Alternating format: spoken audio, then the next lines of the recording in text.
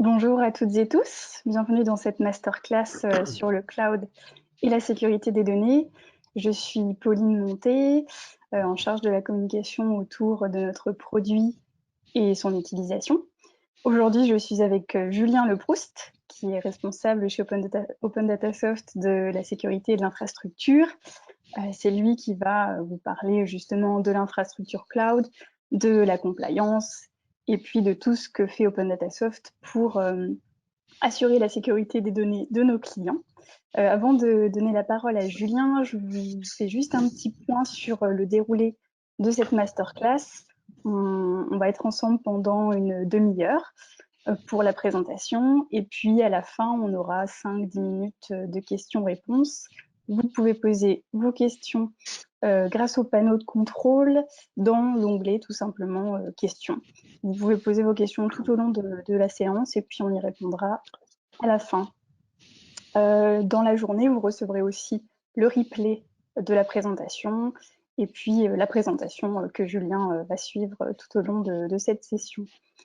Voilà, j'en ai fini. Je donne la parole à Julien pour cette masterclass Open Datasoft. Merci Pauline. Donc bonjour à tous.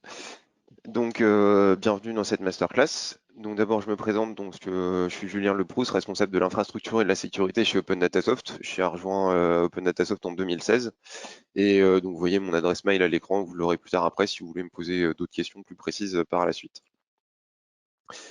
Donc tout d'abord je vais vous expliquer comment Open Datasoft utilise le cloud, qu'est-ce que c'est pour nous. Ensuite, on va voir comment on assure la sécurité dans le cloud.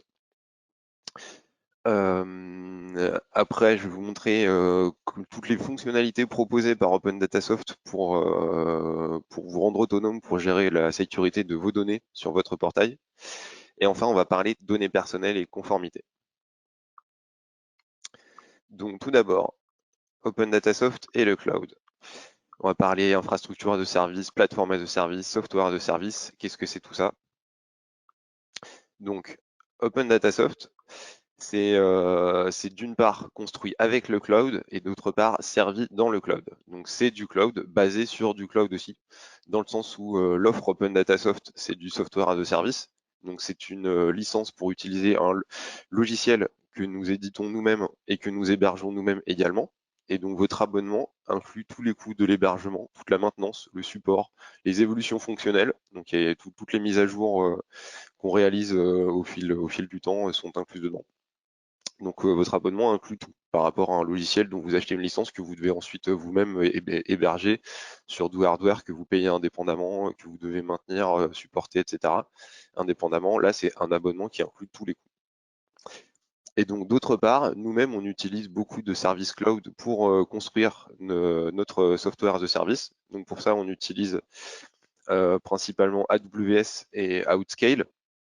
Donc AWS, je pense que vous connaissez tous, c'est Amazon Web Services, un grand fournisseur d'infrastructures et de plateformes as a service. Et Outscale, c'est un petit fournisseur français, donc qui nous permet d'avoir une offre de cloud souverain.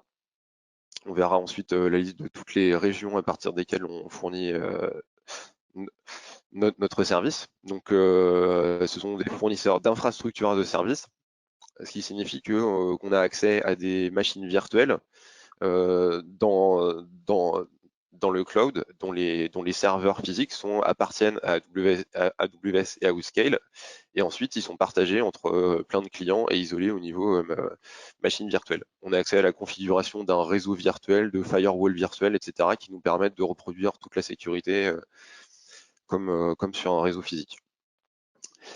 Ensuite, toute notre application, elle est aussi construite avec beaucoup de logiciels open source, notamment Linux comme OS et Python comme langage de programmation, et évidemment beaucoup d'automatisation. Donc tout ça, c'est géré par nos équipes. On est une vingtaine de développeurs et d'ingénieurs SRE. Donc maintenant, on va voir comment on sécurise tout ça. Donc d'abord, on applique des méthodes simples pour savoir comment appliquer la sécurité dans le cloud. Donc tout commence par une analyse de risque. Il faut savoir ce qu'on a à protéger, contre qui on doit le protéger, et donc faire la liste de toutes les menaces, estimer la probabilité de chaque menace. Est-ce que c'est très facile, donc très probable? Est-ce que c'est très difficile, donc très peu probable? Et donc on pondère tout ça pour obtenir un risque total. Et donc le but, c'est toujours de limiter le risque en appliquant des mesures de sécurité adéquates. Pas besoin de mettre de mesures de sécurité trop fortes pour corriger un risque qui est déjà faible à la base. Par contre, si on détecte un risque assez fort à la base, alors là, il faut mettre en place des mesures de sécurité plus fortes pour le compenser. Et donc les risques en général, ils sont sensibles à une certaine économie. Une attaque, elle a toujours une difficulté et un coût, et elle vise une certaine cible qui a une certaine valeur. Et en fait, toutes les mesures qu'on va mettre en place, elles ont pour but d'augmenter le coût de l'attaque pour la rendre plus chère que la valeur du butin, et donc pas rentable, tout simplement. Donc on va mettre en place des mesures techniques pour limiter les risques techniques et des mesures organisationnelles pour limiter les risques humains, sachant que dans toute la chaîne de la sécurité, il y a toujours un humain à un endroit, et il faut toujours bien faire attention à limiter le risque humain aussi. Il y a toujours un humain qui est capable qui est capable d'annuler toutes les mesures de sécurité technique qu'on peut prendre par ailleurs. Donc tout ça, ça passe par une sensibilisation de tous les salariés à tous les risques de sécurité et comment les compenser. Et donc, il faut trouver le bon équilibre pour la sécurité. Trop de sécurité, ça fait qu'on n'est plus assez agile, qu'on n'arrive plus à travailler, et pas assez, bah, c'est évidemment mauvais aussi. Donc chez nous, la sécurité, elle a trois aspects principaux. D'abord, il y a la disponibilité du service principalement. On opère une plateforme en ligne, donc il faut qu'elle soit accessible, il faut qu'elle fonctionne.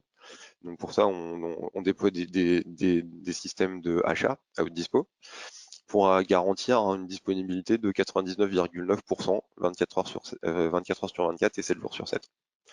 Avec en plus une scalabilité complètement transparente et des déploiements sans interruption de service. La plupart de nos opérations se font sans interruption de service ou très très courtes, en général presque invisibles. Ensuite, il y a la confidentialité. Évidemment, on a des données, il y en a qui sont secrètes, qui ne doivent pas être partagées avec n'importe qui. Donc ça passe par la conformité au RGPD pour tout ce qui est des données personnelles. Donc ça inclut aussi les principes de privacy by design et by default, donc qui signifie qu'on doit prendre en compte la confidentialité des données dès le début de la conception d'un produit et de ses fonctionnalités. Et le privacy by default, ce qui signifie que les paramètres de configuration standard doivent toujours garantir la confidentialité au maximum, et que toute la publication de données potentielles doit être un choix activement consenti. Et la confidentialité, ça passe aussi par le chiffrement. Donc le chiffrement à la fois des données en transit et au repos. On verra par la suite comment on assure ça. Enfin, il y a le côté intégrité aussi. On a des données, on a un service, il faut qu'il résiste, il faut qu'il reste là, il faut qu'il soit pas corrompu, il ne faut pas qu'on perde toutes ces données en fait. Donc ça passe par l'utilisation de data centers multiples avec de la redondance et des sauvegardes. Et d'ailleurs, au sujet de la scalabilité, il y a un énorme avantage à utiliser du cloud. C'est que sur le cloud, du coup, on utilise des environnements partagés entre de multiples clients. On mutualise les ressources, et donc ça permet à un client de pouvoir accéder à une grosse capacité qui est provisionnée, qui est surprovisionnée. Et par rapport à un hébergement on-premise où il faudrait provisionner en permanence toute la capacité pour soi-même, alors que là, elle est gérée par le fournisseur. Et donc, en mutualisant, on limite fortement les coûts pour un client individuel, tout en ayant du coup accès à une plus grande capacité additionnelle potentielle. Donc pour assurer la sécurité de notre infrastructure, nous on fait confiance uniquement à des fournisseurs qui sont certifiés ISO 27001. ISO 27001, c'est une norme de l'ISO du coup, qui spécifie une énorme liste de contrôles pour la gestion de la sécurité de la sécurité informatique. Donc ça veut dire tout ce qui est sécurité physique, donc dans les data centers, le contrôle de l'accès, la surveillance, tout ce qui est sécurité logique, gestion du cycle de vie des matériels, de la supply chain. Il y a énormément de choses dedans et c'est vraiment une garantie très très forte qu'on demande à nos fournisseurs et qui nous fournit donc une base très très saine et sûre pour assurer toute la sécurité de notre application au-dessus de cette infrastructure. On s'est posé la question nous-mêmes d'aller chercher la certification ISO 27001 aussi, mais on est encore assez petit. C'est un process qui est très très lourd, qui coûte très cher et qui prend beaucoup de temps. Donc on n'a pas encore commencé, mais on le fera sûrement un jour. Pour l'instant, on le demande à nos fournisseurs, mais on n'est pas certifié nous-mêmes. Donc la sécurité applicative, ça passe aussi par des process de qualité et de sécurité des développements. Donc pour ça, on fait systématiquement des revues de code multiples sur toutes les nouvelles fonctionnalités, tous les nouveaux changements au niveau applicatif qui partent en production. D'abord, ils sont revus plusieurs fois. Ensuite, il y a toute une batterie de tests automatiques qui sont exécutés systématiquement à chaque changement, avant même qu'on fasse quoi que ce soit à la main. Tout est fait automatiquement et si ça passe pas, bah, on repasse à l'étape précédente. Ensuite, il y a toute une intégration continue donc qui va vérifier que tous les changements qu'on continue à bien faire marcher, à bien marcher avec tous les autres composants de notre infrastructure. Ensuite, si tous ces tests sont verts, on passe au déploiement en pré-production, ce qui nous permet de tester, manuellement et de faire la recette des fonctionnalités nouvelles. Et ensuite, une fois que toutes les fonctionnalités sont prêtes et parfaitement validées, on passe au déploiement en production qui est complètement automatisé avec un retour en arrière possible si besoin.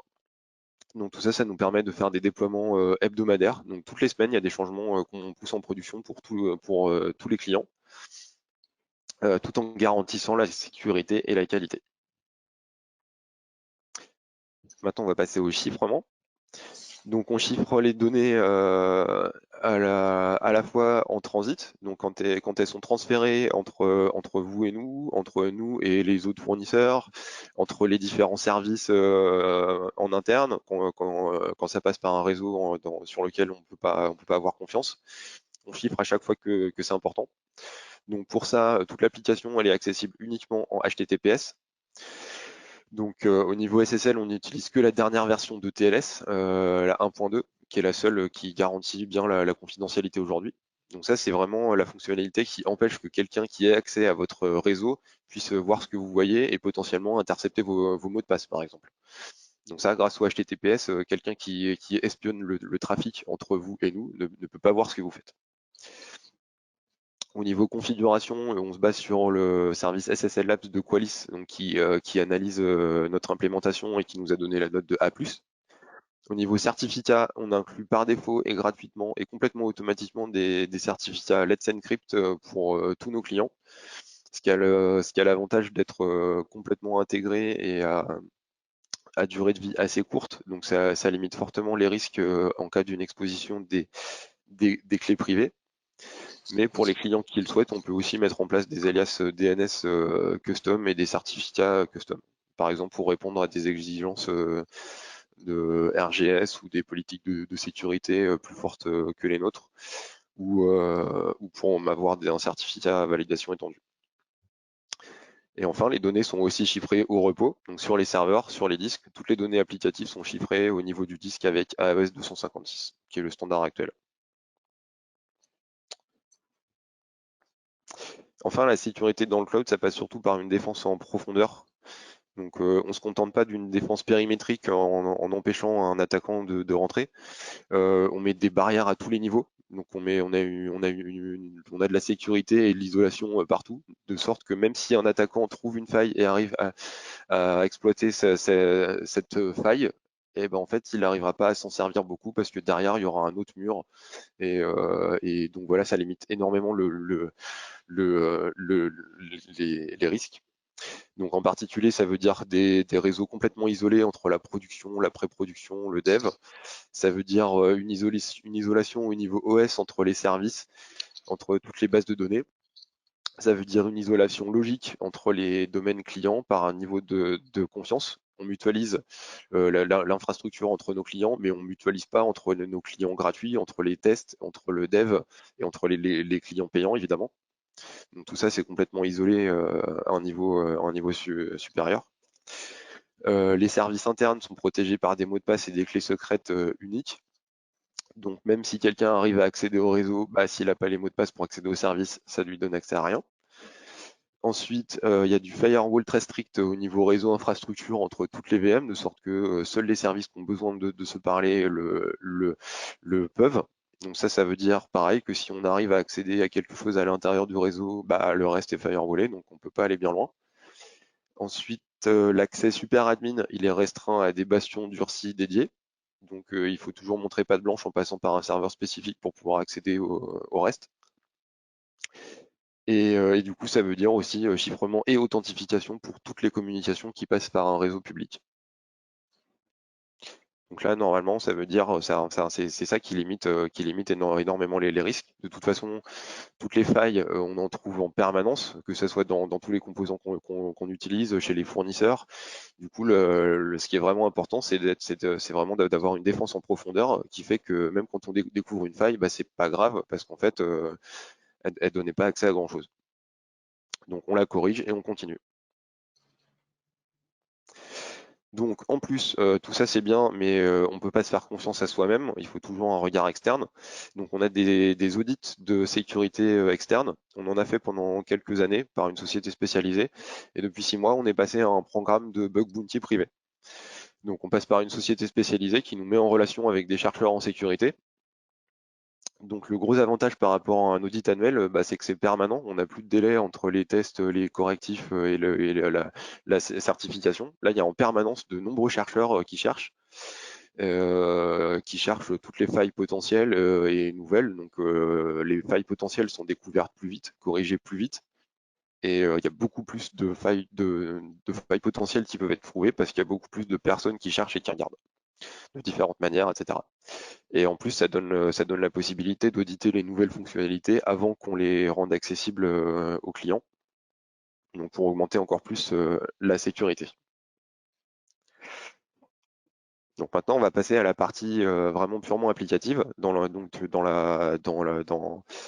plateforme que fournit ODS. Vous avez la possibilité de stocker des données et de gérer vos données et aussi de les sécuriser. Alors d'abord, notre nom fait beaucoup penser à l'open data, évidemment.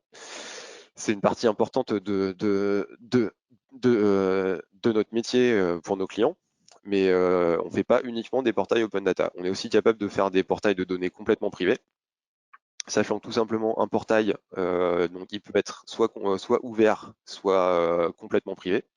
Et on peut aussi parfaitement mélanger des données publiques et privées sur un même portail.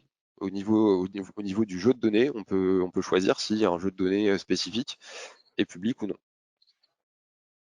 Donc ça permet par exemple de partager des données privées avec une petite partie accessible en public ou tout simplement de préparer des données internes avant de les publier. Ensuite, on a évidemment une gestion des utilisateurs très très fine. On est capable tous les portails Open Data Soft sont illimités en utilisateurs. Donc là, vous voyez par exemple un exemple d'un portail où on a 1153 utilisateurs présents.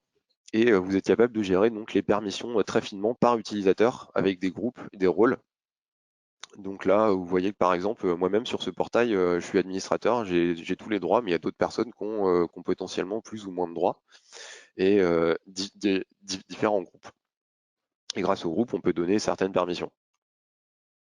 Donc voilà l'exemple d'un groupe, le groupe de la Team Data, qui a accès à beaucoup de permissions au niveau du portail. Ensuite, au niveau des jeux de données, vous pouvez publier un certain nombre de jeux de données et pour chaque jeu, vous pouvez gérer la sécurité. Donc vous pouvez choisir si un jeu de données est accessible au public, donc aux utilisateurs non authentifiés ou non. Vous pouvez choisir, donc s'il n'est pas accessible à tout le monde, vous pouvez choisir à quels utilisateurs ou quel groupe il est accessible. Et vous pouvez même filtrer par colonne et par ligne. Ça veut dire, par exemple, vous êtes une entreprise, vous avez le jeu de données de tous vos clients. donc avec les contrats, les revenus, toutes les options souscrites, etc. Où est-ce qu'ils sont, etc. Quel vendeur a conclu le contrat. Vous allez être capable, avec un même jeu de donner accès à l'ensemble des données au top management. Vous allez pouvoir donner à chaque équipe de vente spécialisée sur une région uniquement accès aux infos qui leur correspondent sur la région. Vous allez pouvoir donner accès à l'ensemble des salariés, à l'ensemble de la liste des clients, mais sans certaines informations confidentielles, par exemple le montant du contrat, donc en filtrant sur les colonnes. Donc voilà, ça permet vraiment de gérer un contrôle d'accès très très fin sur les données. Ensuite, vous pouvez aussi gérer la quantité de données gérées par utilisateur et la quantité la quantité de données accédées. Donc ça, c'est géré avec les quotas. On a des quotas au niveau du domaine, au niveau des utilisateurs, au niveau des groupes, et c'est aussi paramétrable au niveau des jeux de données. Et on peut aussi spécifier un quota d'accès aux données spécifique pour les utilisateurs anonymes. Donc là, par exemple, si vous voulez si vous voulez créer un produit basé sur de la donnée sur notre plateforme, vous pouvez tout simplement, vous avez un ensemble de données qui a de la valeur que vous vendez. Donc vous vendez un abonnement d'accès à des données. Vous pouvez tout simplement mettre un échantillon à disponibilité gratuite en exemple, avec des quotas d'accès stricts. Par exemple, vous pouvez donner le droit de faire 100 requêtes, et puis ensuite ce sera bloqué et il faudra prendre un abonnement. Et puis ensuite, tous vos utilisateurs payants qui ont souscrit un abonnement, vous leur mettez le quota qui correspond à leur abonnement. Donc par exemple, un utilisateur peut avoir souscrit un abonnement pour accéder à tel jeu de données en faisant tant de requêtes par jour.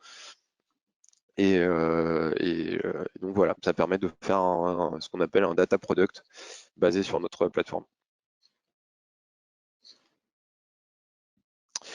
Enfin, la sécurité des comptes elle-même peut être garantie par la connexion SAML. Donc on supporte le protocole SAML 2.0 qui permet de connecter un domaine Open Data Soft à un annuaire externe, par exemple Active Directory de Microsoft, ou beaucoup d'autres qui supportent également le protocole SAML. Et donc ça permet à vos utilisateurs de se connecter directement au portail ODS par Single Sign-On, donc le SSO, sans avoir à entrer leur mot de passe, s'ils sont déjà identifiés sur votre annuaire interne. Et du coup, ça vous permet aussi de pouvoir appliquer toutes vos politiques de sécurité interne sur les utilisateurs du portail ODS. Et enfin, toutes ces fonctionnalités de sécurité ne seraient pas complètes si on ne pouvait pas les auditer. Donc ça veut dire qu'on a une traçabilité et une supervision très détaillée, à la fois au niveau des connexions au portail. Vous avez accès à un jeu de données sur votre portail qui contient la liste de toutes les tentatives de connexion au portail. Donc quel utilisateur a cherché à se connecter, est-ce qu'il a réussi ou non, est-ce qu'il a utilisé un mot de passe, est-ce qu'il a utilisé une API. Vous avez les adresses IP, donc les localisations approximatives, et à partir de ça, vous pouvez très facilement brancher ça à un SIEM pour lancer des alertes en cas de tentative d'accès malicieux. Ensuite, il y a aussi la traçabilité de tous les accès aux données. Vous pouvez savoir précisément quelle donnée a été accédée par qui et quand. Donc si c'est un utilisateur anonyme, vous avez au moins son adresse IP. Si c'est un utilisateur authentifié, vous avez son nom d'utilisateur et son adresse email. Et il y a aussi une traçabilité sur tous les changements de configuration du portail. Toutes les créations de jeux de données, toutes les créations, tous les changements de permissions sur les utilisateurs, etc. Tout est tracé dans un jeu de données pareil. Et donc là, vous voyez le dashboard de toute l'activité d'accès aux données sur un portail. Ça, c'est un portail public qui est accédé de l'ensemble du monde. On voit sur la petite carte en bas. Il y a des accès donc principalement en Europe et en France, mais aussi beaucoup dans le reste du monde. Voilà donc pour la sécurité applicative. Maintenant, on va passer à la conformité et à la gestion des données personnelles, RGPD, DPA, DPO, etc. Donc d'abord, il y a quelque chose qu'il faut rendre très clair dès le début, c'est que même un portail de données ouvertes qui ne contient pas de données personnelles, en fait, il traite des données personnelles quand même, juste parce que c'est un site web. Tous les sites web traitent des données personnelles parce qu'ils reçoivent des connexions de la part des utilisateurs. Les utilisateurs, même s'ils ne sont pas authentifiés, on collecte forcément leur adresse IP juste pour pouvoir leur fournir le service. Et une adresse IP, c'est considéré comme personnel. Donc c'est toujours un traitement de données personnelles. Ça veut dire que pour nos clients, Open Data Soft est un sous-traitant de données personnelles. Donc ça veut dire que nos clients sont donc des responsables de traitement de données personnelles, donc ils doivent implémenter toutes les contraintes du RGPD, et donc pour ça on les aide parce on fournit toute la documentation et on respecte nous-mêmes le RGPD. Donc ça veut dire il faut une politique de confidentialité sur tous les sites publics. Ça veut dire qu'il faut exécuter une analyse d'impact sur la protection des données, le PIA. Ça veut dire qu'il faut un DPA, donc un contrat de traitement de données, qui spécifie très clairement qui est responsable de quoi entre le client et le sous-traitant sur les données personnelles, comment elles doivent être sécurisées, comment on traite les incidents, qui on doit prévenir, sous quel délai, etc. Et enfin, il faut nommer un DPO, un officier chargé de la protection des données, un Data Protection Officer. Donc le DPO d'Open Data Soft est joignable à dpo@opendatasoft.com. On a sous-traité cette fonction-là, cette fonction à nos avocats avec lesquels on travaille. Et, euh, et donc à propos des politiques de sécurité, il n'y a pas que la politique de confidentialité, celle-là doit être publique.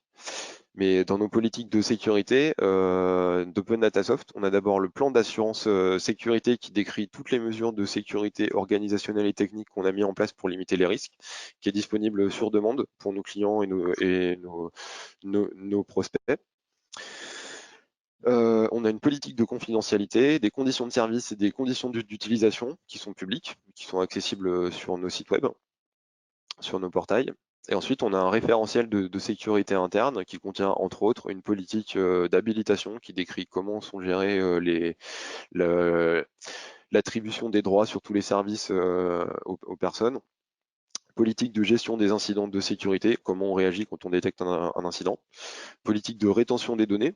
Toutes les données elles doivent être conservées pour une certaine durée, et il faut qu'on le justifie. C'est spécifié dans la politique.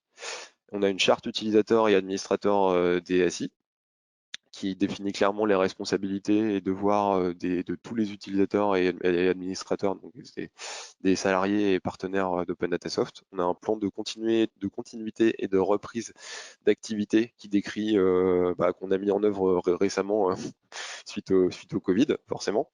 On est tous en télétravail et tout se passe très bien. Et donc voilà, ça constitue toute notre référentiel de sécurité interne. Et ça nous aide aussi, ça nous permet d'aider nos clients à se mettre en conformité avec le RGPD, parce que nos clients forcément sont des responsables de traitement de données dont on est le sous-traitant, mais comme ils utilisent un logiciel en SaaS sur lequel ils ont très peu toutes les fonctionnalités de traitement de données personnelles sont standards. On fournit un modèle de conditions d'utilisation et de politique de confidentialité, donc qui permet à nos clients d'en créer de manière très très simple et d'être en conformité très rapidement. On a un DPA standard sur demande, donc qui inclut tous les traitements de données standards de la plateforme, qui permet d'être en règle très simplement. Et on peut fournir aussi un extrait de PIA pour que nos clients puissent compléter le leur.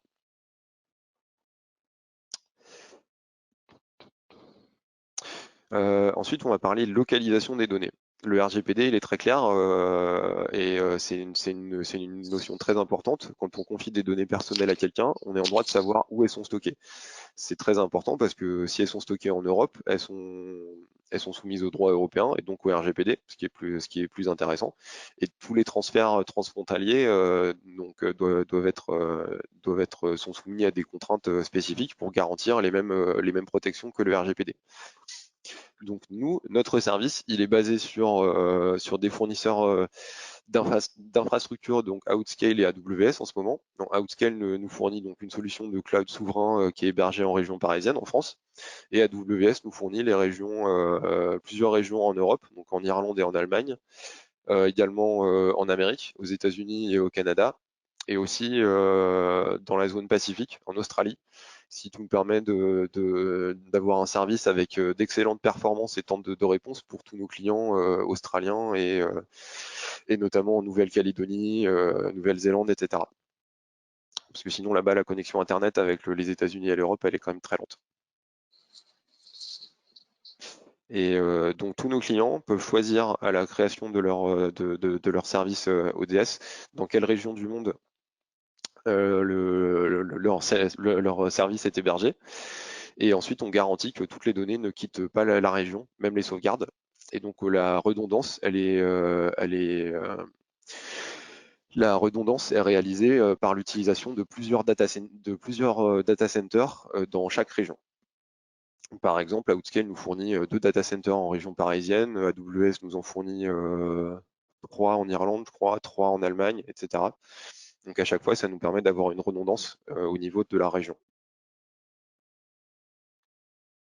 Donc enfin, toute cette documentation de conformité RGPD et toutes les procédures qu'on a mises en place, ça nous a permis de gagner le label CNIL gouvernance RGPD quand le RGPD est entré en vigueur et qui donc la CNIL a audité toutes nos procédures et a vérifié qu'on était bien en conformité avec le RGPD. Donc ça, c'est quand même un label assez fort qui est donc très important pour tous nos clients européens. Et enfin, on a aussi complété le self-assessment de la Cloud Security Alliance. C'est un groupement d'acteurs du cloud qui promeut les bonnes pratiques de sécurité du cloud et qui fournit donc un questionnaire standard, enfin qui est donc un framework pour évaluer la sécurité de tous les acteurs du cloud, qui se veut très exhaustif et qui correspond à tous les standards de sécurité comme la norme ISO 27001 par exemple, et ça permet à tous les clients de cloud de vérifier le niveau de sécurité de chaque acteur très précisément et de faire la correspondance avec un standard. Donc ça, c'est un gage de confiance aussi. On publie toutes nos caractéristiques de sécurité sur un framework public sur le site de la CESA. Donc ça, c'est accessible à tout le monde. Et donc voilà, on arrive au bout de la présentation. Je pense qu'on a fait le tour de toutes les fonctionnalités de sécurité implémentées et fournies par ODS. Donc je vais vous donner quelques liens vers des ressources utiles sur lesquelles vous pourrez en apprendre plus. Donc en particulier le Help Hub, donc help.opendatasoft.com, qui est notre site qui référence toute notre documentation, donc le guide utilisateur, la documentation de référence, des widgets, des API, des tutoriaux, etc. Et enfin, si vous avez des questions dont vous ne trouvez pas la réponse dans la doc, vous pouvez aussi contacter le support à l'adresse mail support@opendatasoft.com. Eh bien, merci à tous. Merci Julien, merci à toutes et tous pour votre présence sur cette masterclass. On vous donne rendez-vous très bientôt pour de futures masterclass, workshops, webinars. Suivez l'actualité dans votre boîte mail, il y a pas mal de choses en route. Du coup, à très bientôt et puis bonne journée.